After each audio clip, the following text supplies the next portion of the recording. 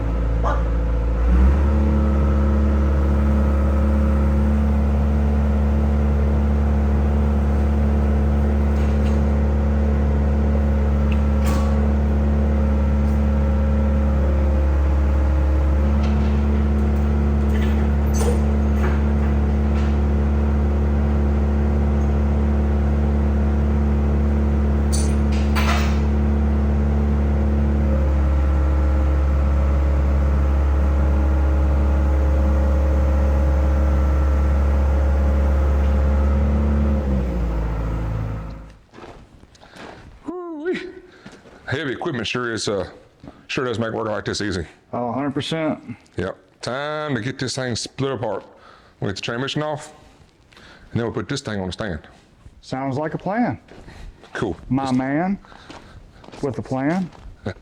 Is your name Stan? There it goes. Ooh. Doing a dance with a big block over here. It'll probably stay there. Yeah. Try that. Balanced a little bit better.